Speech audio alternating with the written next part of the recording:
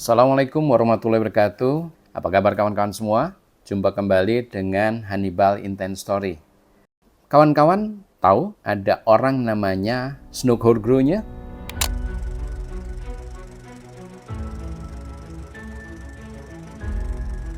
Tokoh yang sangat kontroversial dan berpengaruh pada sistem politik di Indonesia dan pendekatan politik terutama kepada umat Islam. Kali ini saya akan membahas tentang Snoek Oorgroenje dan sikap politik Hindia Belanda terhadap umat Islam.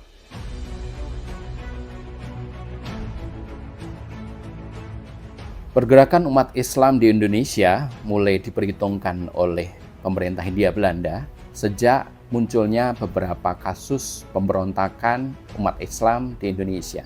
Pertama kali yang paling diperhatikan adalah pemberontakan petani di Cilegon. Kemudian ada juga pemberontakan di Cianjur dan juga di Garut. Pemberontakan-pemberontakan itu menjadi fokus pemerintah Hindia Belanda dalam menghadapi umat Islam karena ada beberapa hal yang sangat menarik di situ. Misalnya dalam pemberontakan petani Banten, itu yang dituduh menjadi penggalang adalah para haji yang baru pulang dari Mekah dan juga para guru agama, para ustadz. Dari situlah kemudian berkembang pendekatan-pendekatan pemerintah Hindia Belanda yang kemudian menjadi acuan bagi pemerintah kolonial dalam memperlakukan umat Islam. Salah satu yang terpenting dalam pendekatan itu ada orang bernama Snoek Oorgroenje yang dia menjadi peletak dasar dari kebijakan politik asosiasi Hindia Belanda yang ternyata masih tetap berlangsung bahkan selalu dipakai hingga saat ini. Mengapa hal itu terjadi? Begitu pemberontakan petani Cilegon tahun 1888 terjadi, maka pemerintah Hindia Belanda mengaktifkan lembaga yang bernama Inlandse Zaken. Lembaga ini dulu termasuk di dalam Departemen Binnenlands Bestuur atau Kementerian Dalam Negeri. Lembaga ini menjadi pengawas dan juga memberikan masukan-masukan kepada pemerintah Hindia Belanda tentang pendidikan, tentang Islam, dan apa saja yang harus dilakukan terhadap masyarakat yang beragama Islam. Tokoh yang pertama kali muncul bernama Karel Frederik Hol. Dialah yang memberikan saran kepada pemerintah Hindia Belanda agar segala macam bentuk kemunculan Islam dalam bentuk lembaga keagamaan, dalam bentuk keberangkatan haji dan para jemaah umroh ke Tanah Suci harus diperhatikan benar dan kalau bisa jangan sampai terjadi.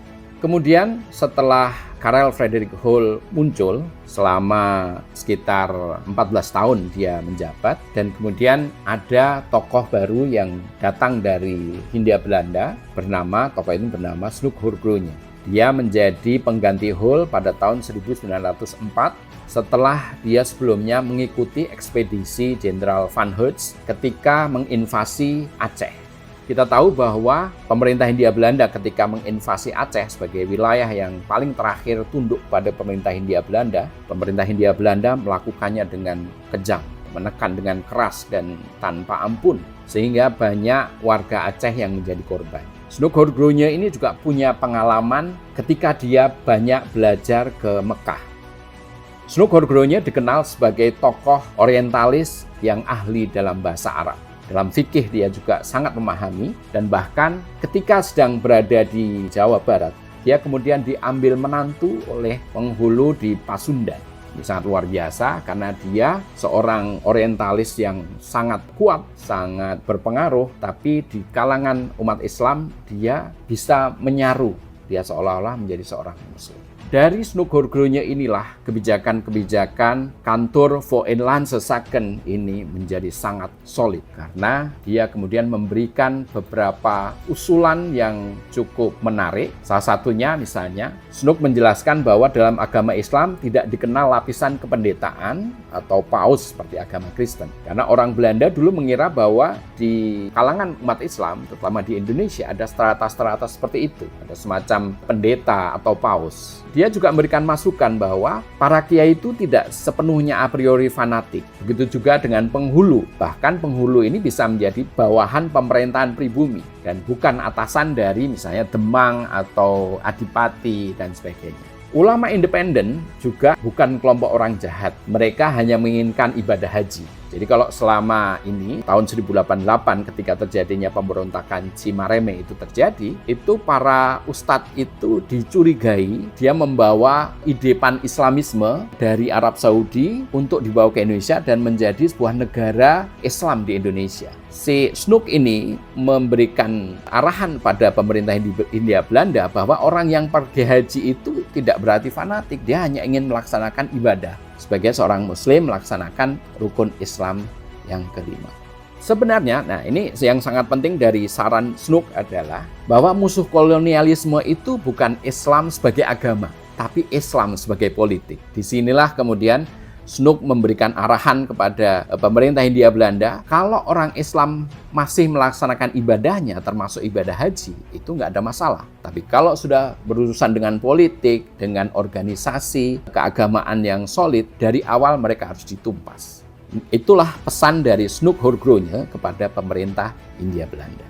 Snoek memberikan solusi kepada pemerintah Hindia Belanda dalam masalah Islam ini tentang 3 kategori. Pertama, bidang agama murni atau ibadah, silahkan diberi kemudahan, bahkan dibantu, dan juga termasuk ibadah haji. Kalau memang ada dari pemerintah Hindia Belanda menyediakan kapal, silahkan. Zaman dulu orang berangkat haji masih memakai kapal laut. Kemudian di bidang sosial kemasyarakatan, saran Snoek juga masih mengayun. Jadi pemerintah Hindia Belanda diharapkan masih bisa merangkul orang-orang Islam dari sisi kemasyarakatan. Tapi satu lagi di bidang politik, ini harus berbeda pendekatannya. Nah, resep dari Snoek Hurgronje ini disebut sebagai politik Islam Hindia Belanda. Menurut Snoek Hurgronje, Hindia Belanda yang ideal adalah seperti yang dia cita-citakan. Seperti apa sih cita-cita Snoek Hurgronje tentang Hindia Belanda seperti yang disarankannya kepada pemerintah Hindia Belanda?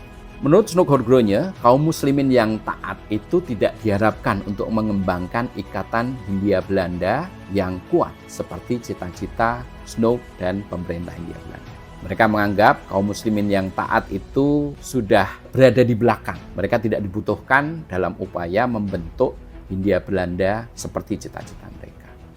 Apalagi kalangan tetua adat yang Islamnya kuat dan mereka terlalu konservatif untuk menerima pemikiran-pemikiran Barat. Karena itu, menurut Snoek Hurgronje sangat penting sekali menciptakan elit Hindia baru yang bisa berorientasi Barat dan bisa mengembangkan pemikiran-pemikiran yang ditanamkan oleh Hindia Belanda. Inilah yang kemudian disebut kebijakan asosiasi. Jadi merangkul anak Bumi Putra, orang-orang Indonesia yang mendapatkan pendidikan Barat dan kemudian menjadi terbaratkan. Itulah cita-cita mereka, sehingga terjadilah penyatuan antara budaya Belanda dengan budaya Hindia. Masuklah itu yang namanya kebudayaan Hindia Belanda.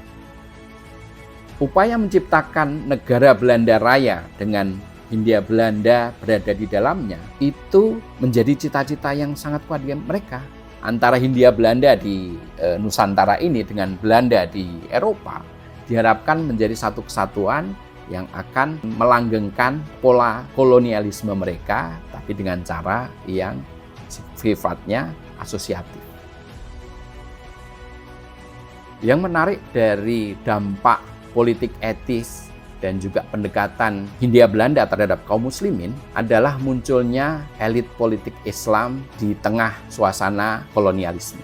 Walaupun banyak anak-anak muda Islam yang mendapatkan pendidikan Barat, tapi ternyata mereka masih tetap memiliki kesadaran Islam. Terutama mereka berasal dari lingkungan keluarga santri, dari anak-anak kiai, atau juga anak-anak dari para bangsawan, tapi punya kecenderungan pada Islam. Dari merekalah kemudian muncul intelektual-intelektual baru di tengah masyarakat Islam. Mereka punya kesadaran Islam, mereka tetap rajin beribadah, tapi mereka punya pemahaman tentang ilmu pengetahuan Barat. Tokoh-tokoh inilah yang kemudian menginisiasi organisasi-organisasi Islam yang kemudian muncul di Indonesia.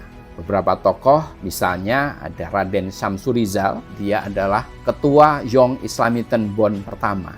dulunya dia adalah ketua Yogyakarta. Tapi karena kemudian kalangan Islam di Yogyakarta itu menginginkan ada pendidikan Islam sebagaimana kalangan Kristen dan Teosofi yang juga mendapatkan pengajaran tentang pelajaran agama Kristen dan juga Teosofi, ditolak oleh Kongres Yogyakarta ke-5. Maka kemudian Syamsul Rizal itu keluar dari Yogyakarta dan membentuk Young Islamiten Bond. Salah satu mentornya adalah Kiai Haji Agus Salim. Kawan-kawan dia yang lain, kawan-kawan Raden Syamsul Rizal ini misalnya ada Muhammad Natsir, kemudian ada Prawoto Mangkusasmito, kemudian Kasman Singodimedjo, Muhammad Rum, kemudian Yusuf Wibisono, dan sebagainya.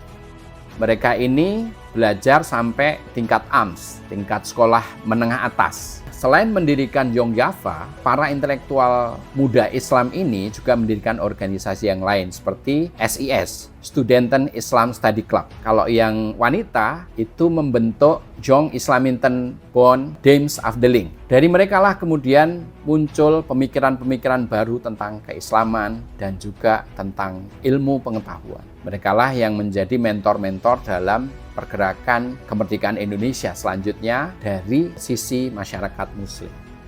Ada tokoh muda Indonesia saat itu, tokoh muda Muslim Indonesia yang menanggapi cita-cita Snuk Hurgronya yang diterapkan dalam politik asosiasi. Namanya Muhammad Natsir. Di majalah Panji Islam pada April tahun 1940 dia mengatakan bahwa kaum muslimin Indonesia tidak pernah akan menaruh kepercayaan akan hasil cita-cita aliran asosiasi ala Snuk Hurgronya. Sebab aliran asosiasi ini hendak mencapai pertalian dua budaya, tapi bukan untuk menyatukan, melainkan untuk menindas satu dengan yang lain. Artinya, yang ditindas adalah tetap masyarakat Bumi Putra oleh masyarakat keturunan Belanda. Ada hal yang bisa menjadi pelajaran bagi kalangan muda Islam di Indonesia dalam membahas persoalan ini. Sampai saat ini akan ada banyak kelompok-kelompok yang berusaha mendekati kalangan Islam di Indonesia dengan berbagai pendekatan. Mereka seolah-olah merangkul, seolah-olah memberikan perhatian, tapi sebenarnya mereka punya agenda lain. Salah satunya adalah ingin memisahkan umat Islam dari agamanya. Itu pula yang dilakukan oleh Snuk Hurgronya, oleh pemerintah Hindia Belanda dengan politik asosiasi. Kita perlu mewaspadai dan salah satunya harus tetap memahami Islam dan juga memahami politik dalam Islam. Demikian teman-teman cerita tentang Snuk Hurgronya dan politik asosiasi Hindia Belanda. Jangan lupa subscribe dan like dan sampai jumpa. Terima kasih. Assalamualaikum warahmatullahi wabarakatuh.